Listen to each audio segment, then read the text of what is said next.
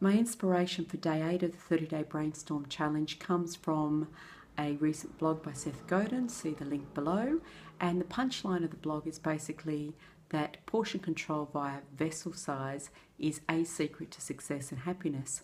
And it got me thinking about how I've been managing portion control in my life recently in two key areas. One is the amount of physical space I live in, having reduced recently from a 4-bedroom home down to a 1-bedroom apartment, which I share with my daughter, and the amount of stuff I've just gotten rid of over a period of about 6 to 18 months, and how having less stuff means I've got less I have to look after, quicker to clean, quicker to maintain things, forced to maintain things, because just a little bit of messiness, the whole thing gets out of control, but it doesn't take me long to tidy up. So the place is ship-shape, which releases my energy and time for other things.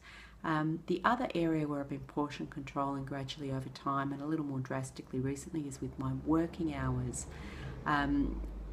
Basically, I needed until recently with my dog to walk the dog morning and night.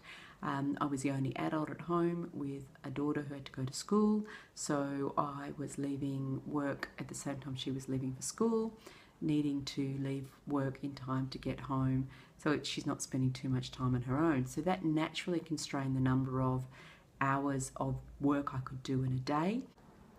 But more recently, over the last 6 to 7 weeks, I've started a trial of working 4-day working weeks, because I simply wanted another day a week to get things done that I needed to get done, the administrative type stuff you've just got to get done, to release more time to spend with family and friends and on my passions and interests.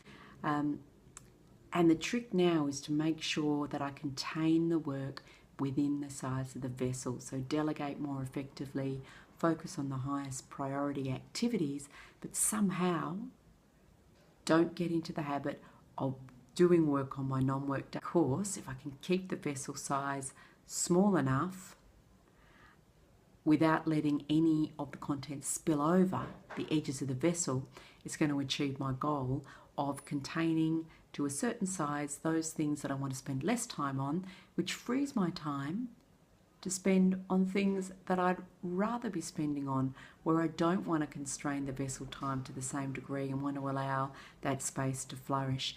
And here's a really good example of that from today.